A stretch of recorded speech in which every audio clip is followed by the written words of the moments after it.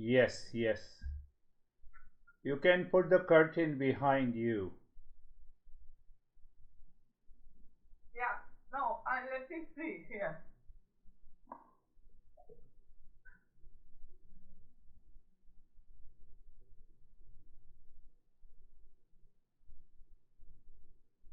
Okay. Well, That's good. So we were talking about whether the mind leads us or we are led by the mind. So when we live our life in awareness, we find 99% we are led by the mind. One example, there is a fear of death. Do I know the date of the death? I don't know the date, time, location. So it means that fear of death is unknown to me. Fear of death is unknown to me, it means.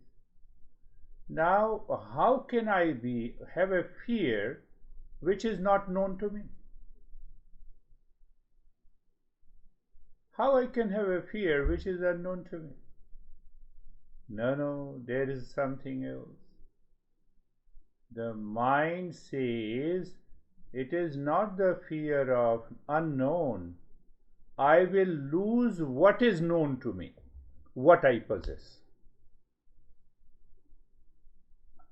I possess body, breath, mind, intellect. I possess some wealth. I possess home. I possess car. So I have a fear of losing all of them. That is known as the fear of death. Ask anyone, oh, no, I'm scared of the death. So what is the date of your death?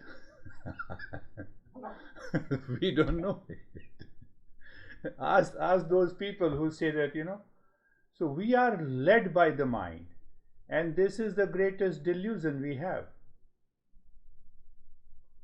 We have a fear of losing what we possess, what we have.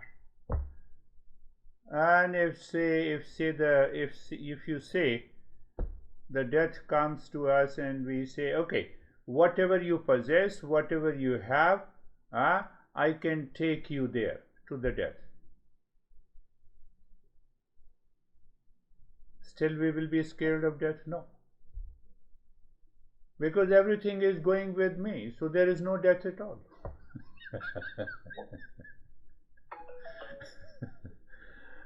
So we have to contemplate and reflect again and again all those instinctive, impulsive nature, and when we are aware of the fact as such there is no fear, it is the fear of unknown which is unwarranted in life. Then we start understanding what the life is. What the life is. So what the life is? Oh, life is, everyday situation changes, condition changes, people changes, relationship changes. One day, Philippe, you get upset with the Philippe. Other day, you get upset with the Jack. Third day, you are happy with the Philippe, and fourth day, you are happy with the Jack. But they are outer situations in life, outer relations in life. Outer situations and relations. So it means the life, first challenge in the life, how to deal with the outer situations. Situation means what? Event means what? Just there may be one or more than one person, then there is a time, then there is a place, and it is expressed by a thought. That is the situation. So situation remains outside. You have to think in this line. So when you think in this line, then ask yourself, ask the mind, do you have any problem? No, it is in the situation. My mind reflects that situation is a problem, that talk is a problem, that relationship has a problem, that relationship or event or a situation has a pleasure or happiness.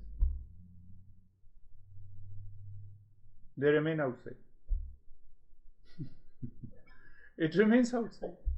It is very challenging because we are so much deeply attached with the situation, with the people, with the relationship. So now see that situation, event, relationship, minus attachment or detachment, then ask the mind, do I have a problem? No, I don't have any problem.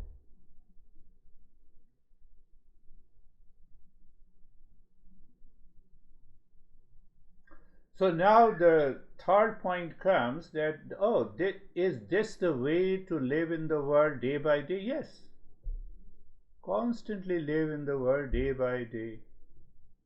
Every day we have a situation, we have an event, we have a particular relationship, and the mind brings forth some kind of a thought. That thought contains the knowledge. That knowledge may be pertaining to frustration, being upset, or pleasure. As such, there is no happiness or peace in any situation, in any condition, in any relationship. Except one relationship, I relate to myself, I find my true nature, and that true nature is of the nature of peace and happiness. So nothing can disturb that peace and happiness at all.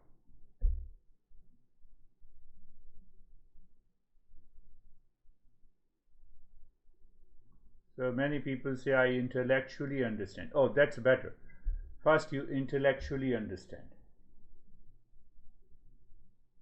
And intellectual understanding is from the head. So bring this knowledge to the heart. Heart, where the attachment lives, where the pleasure seeking lives. So that knowledge goes to the heart.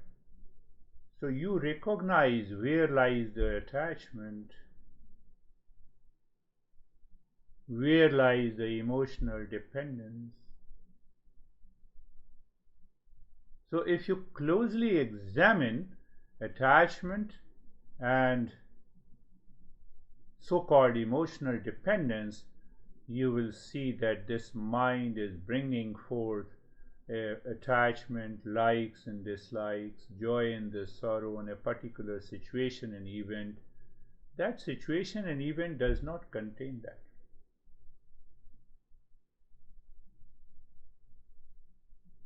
So the master says, the power of discernment. Power of discernment. We have to separate in the mind, in our knowledge, here is an attachment and here there is no attachment. So attachment with the situation, stress, anxiety, fear and the suffering. Stress with no attachment, situation is neutral to me. I give interpretation. Do you see that? I give interpretation. Mango tree does not say I am sweet. I give the interpretation of sweetness. Same way, I give an interpretation of an event with a person that it causes me the stress.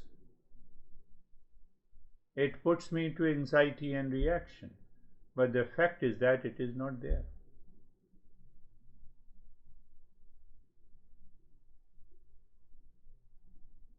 That is the meaning. Mind is leading us. Mind is living our life. We are not living our life.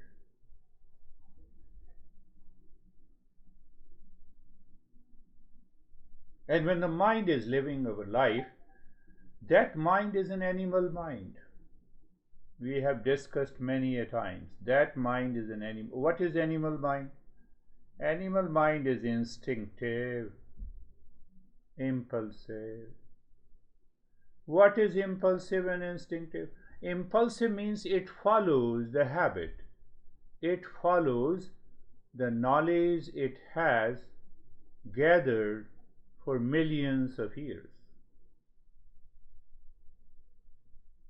Impulsive also means if I have an impulsive meaning, then my life becomes habitual and mechanical like the animals. So who is contemplating over that issue? Two human beings in this session.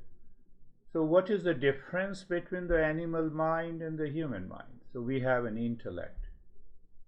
Intellect is a free will, free choice. I have an option to choose.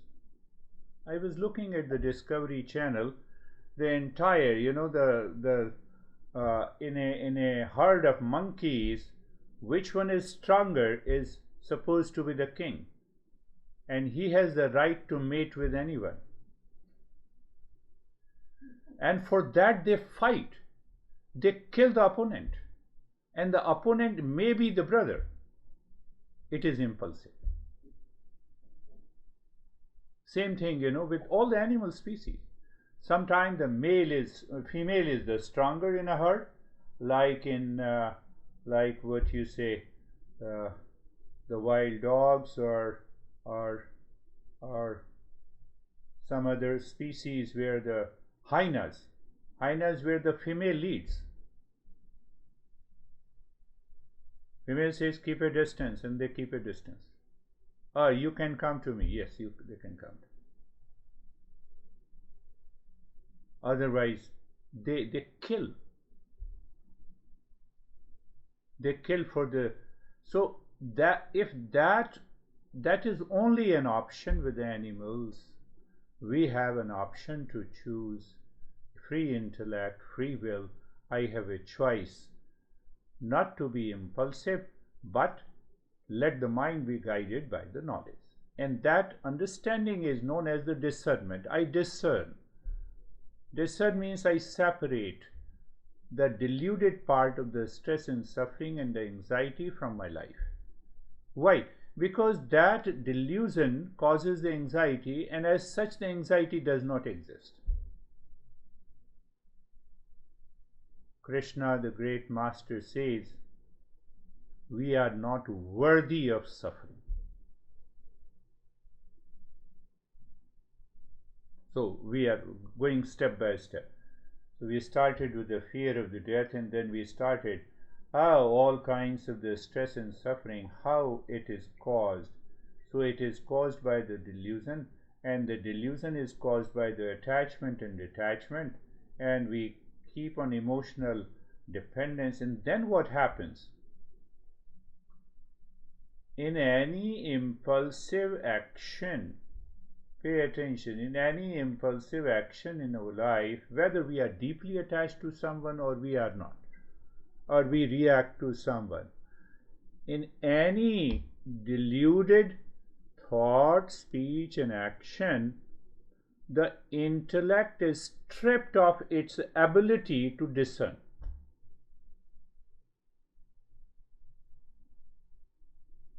Means what? The mind is so much heavy on the intellect that intellect is not able to think and reflect on that event. It is an intellectual paralysis.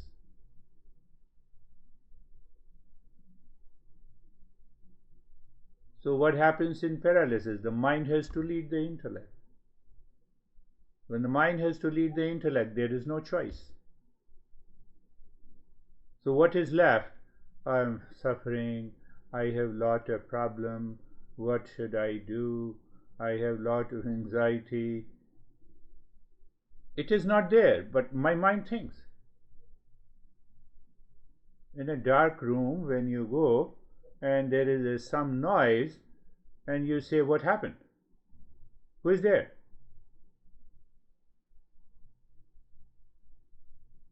That causes.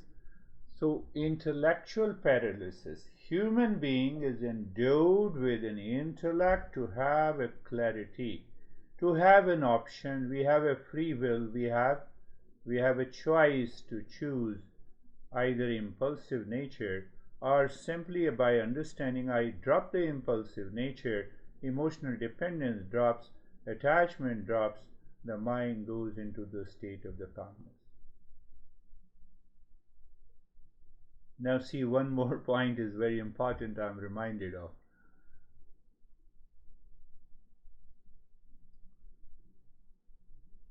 For thinking impulsively, for speaking impulsively, for acting impulsively, I have to do nothing. I have to do nothing.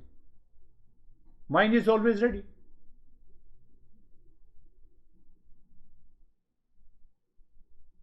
But to move away from that impulsive nature, I have to make an effort.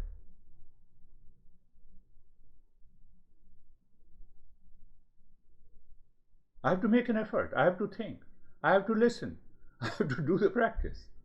But for impulsive nature, I have to do nothing. You're lying down on the bed and your mind has an imaginary fears, and you wake up and you say, oh, I have a fear all around. You have to do nothing. So our master have recognized that it is the laziness of the mind, inertness of the mind also is one of the major causes of our suffering. I have a fear, yes, and then I am beset with the fear. I say, no, I have need not to think, I have a fear.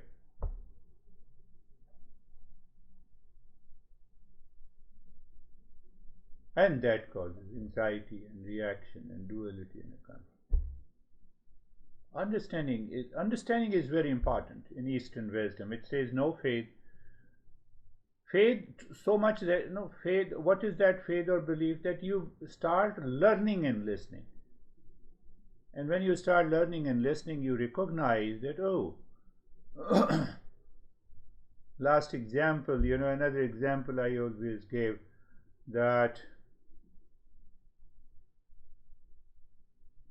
you are dreaming, the tiger is chasing you, you are sweating.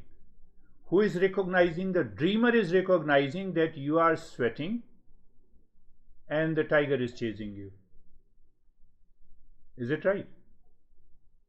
Does the dreamer care? Dreamer is recognizing that you are afraid. Tiger is chasing you, but dreamer is happy.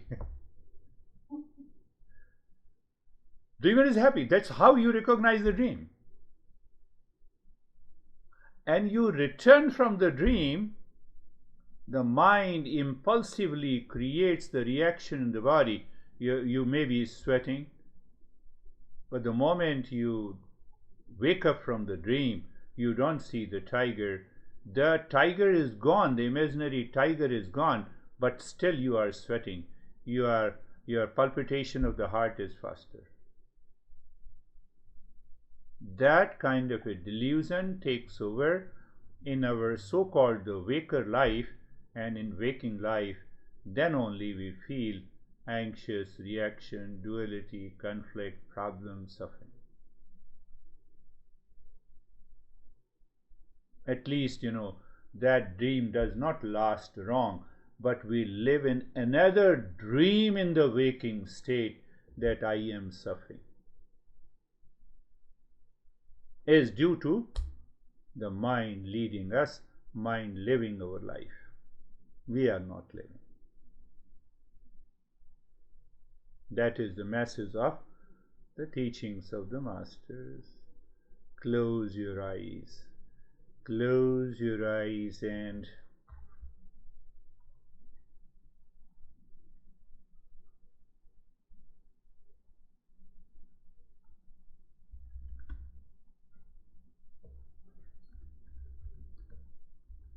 eyes are closed,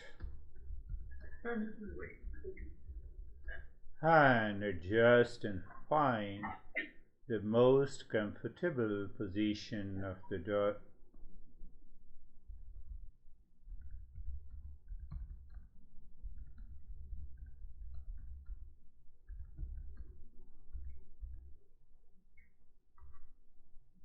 Eyes are closed. Adjust and align your body. So why we say we are being comfortable, we raise self-awareness. Simple. Calmness and relaxation is secondary, but at least what happens, we raise awareness. Why we raise awareness? We are moving to the intellect. Oh, how it is possible? That is what is happening to us. What we discuss, that is what happens to us. So say that you're looking at the neck joint, be there, feel the sensation, comfort and steadiness.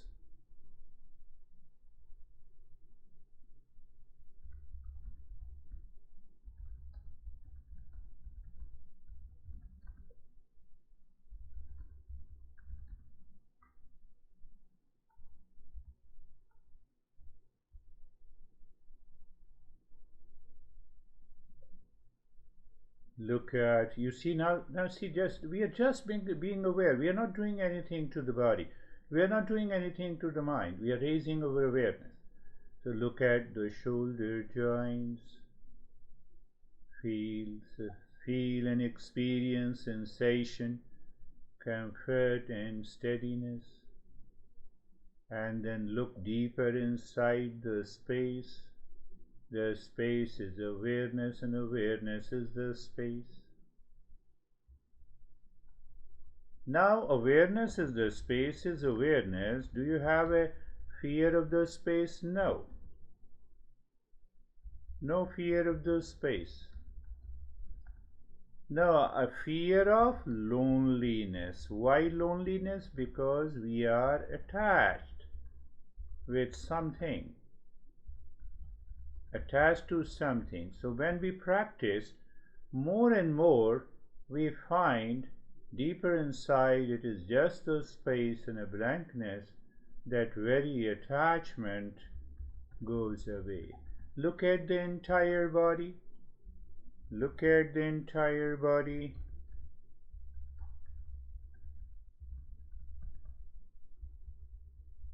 Feel the sensation, comfort and steadiness. And look inside. You see the space. Space is awareness, and awareness is space. You know, when you see the space, means you are bypassing all these impulsive thoughts and feelings. That is what it is, my friend. Now see, go to what I use the word. We are taking this being carefree to a deeper level. Unwanted, unwelcome thoughts. So you are aware of unwanted, unwelcome thoughts. So I also talked about that. That is the lane one of the mind. At the same time, if we are aware of the thoughts, means what? We are separate from the thoughts. So when we are separate from the thoughts, we are keep watching. Thought comes, goes away. Thought comes, goes away. Thought come and go in lane 1. Lane 2 is observer. So what the observer is separate from the observed.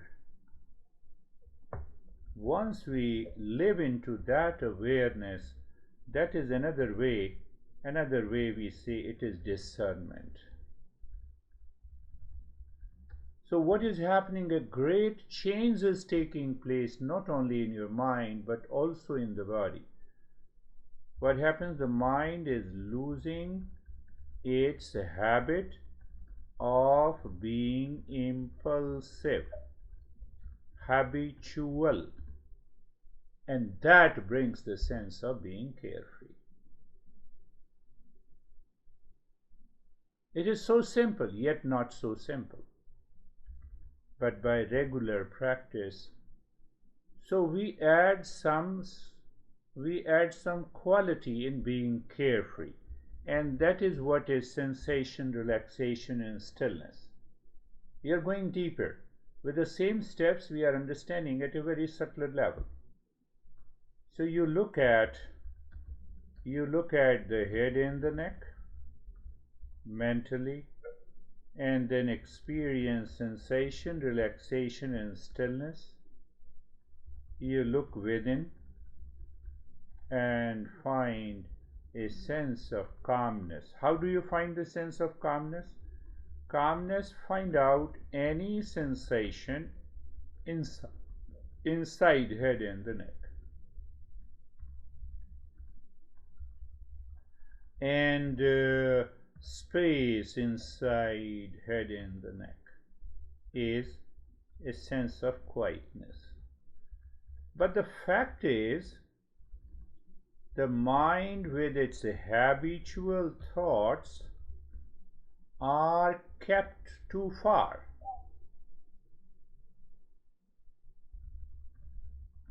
With its habitual thoughts are kept too far. Too far means it does not, so-called, it does not touch the mind.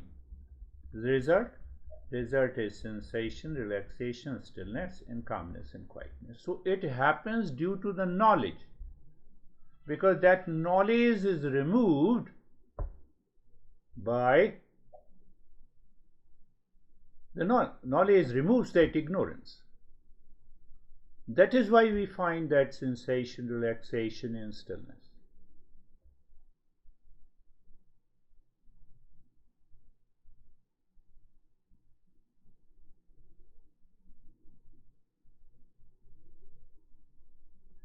So look at the right arm mentally, means you are aware of the right arm.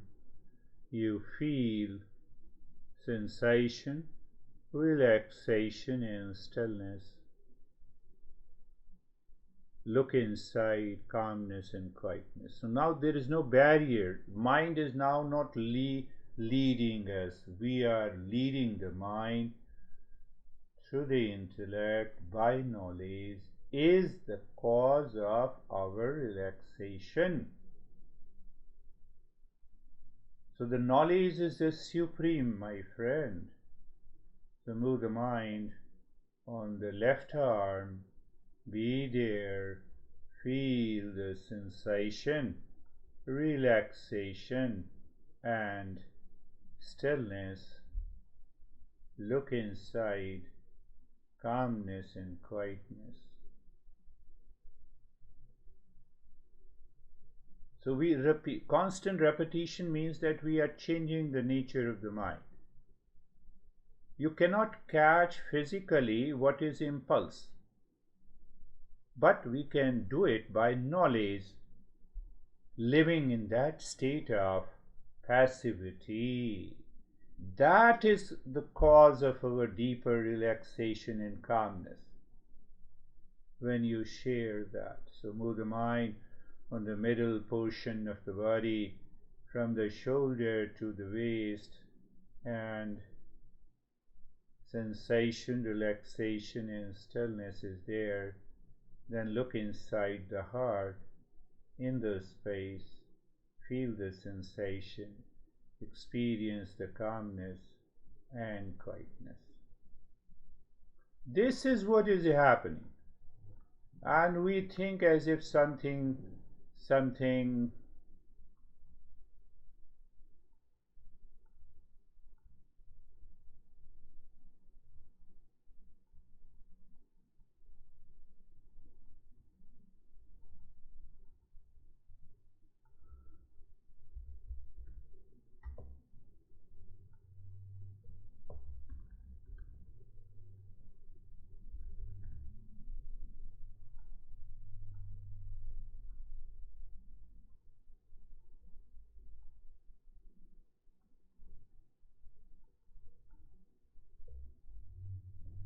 move the mind on the right leg, be there, feel sensation, relaxation and stillness. Look inside, calmness and quietness. Mind,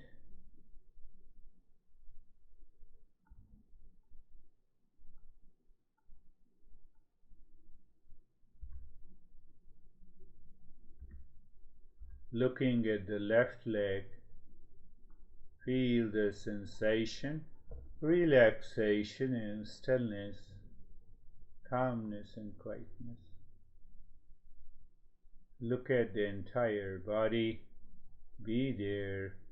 Feel the sensation, relaxation and stillness. Look inside, calmness and quietness. Now in that state, when we say, if we extend that state, it results into a deeper experience. So what we should do, there are many ways. Breath awareness is the way, mantra is the way.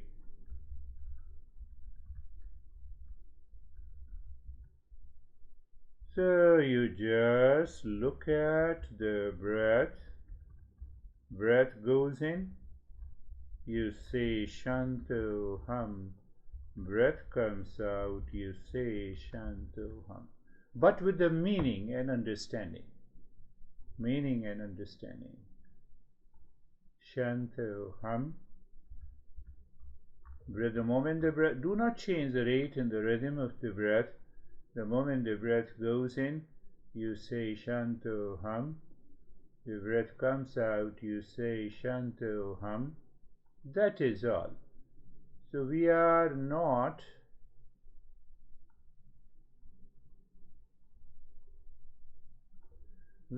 changing the rate and the rhythm of the breath. Why we do not change? I say so? I say so because if the breath rate changes, it means the mind sneaks in. Mind is peeping. So we just become aware. We check the breath is normal, and then we find out.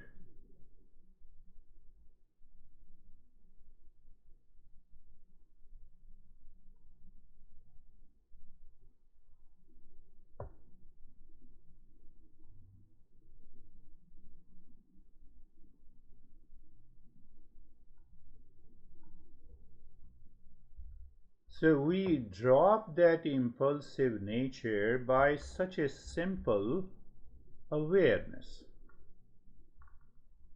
That is the key element here. So extending the period means that you are repeating Shantoham consciously. Awareness, Shantoham means I am the peace. So the mind keeps looking inside. It does not invite a thought that causes any impulsive action. So what happens? By regular practice, the mind reaches to the state of emptiness or nothingness.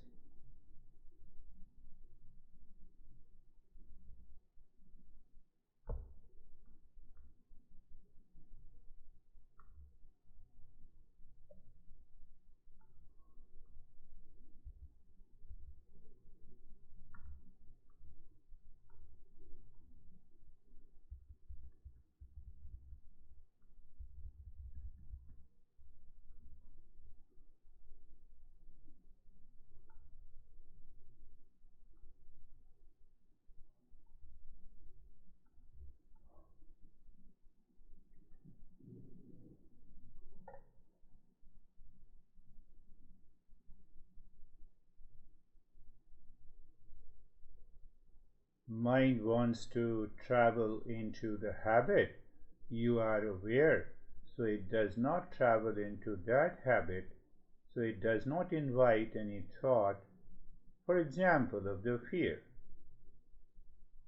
But you return and you are persistent and consistent. Breath goes in, Shantoham. Breath comes out, Shantoham. Breath goes in, Shantoham. Breath comes out, Shantoham.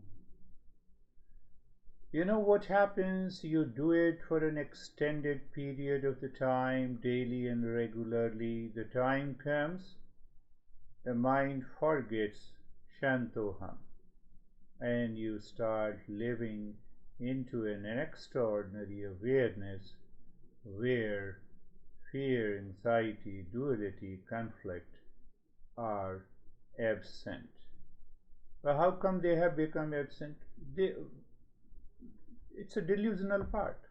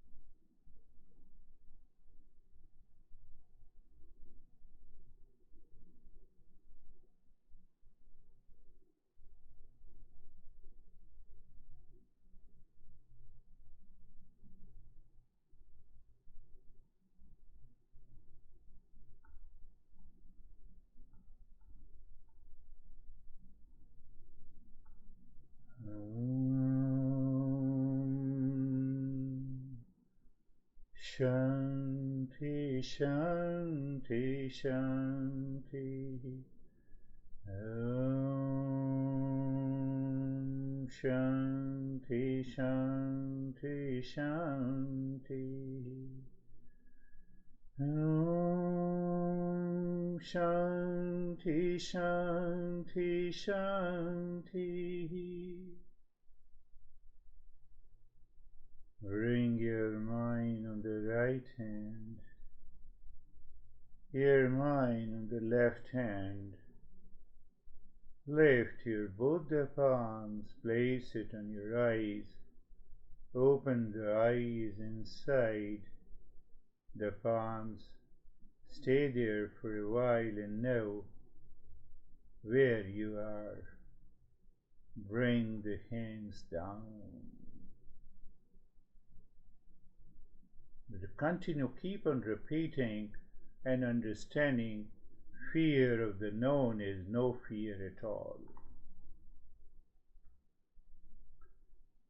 How are you? Unmute, unmute, unmute. I muted it. I can mute, but I cannot unmute. That is the system in Google Meet. Oh, Yes, now I can hear you.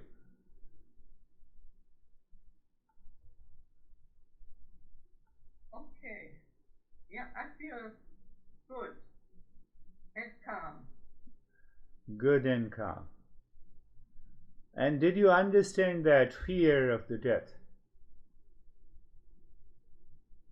Yes, yeah. There cannot be a fear of the unknown. I don't know. So when mind says, no, there is a fear of the death, what you do, just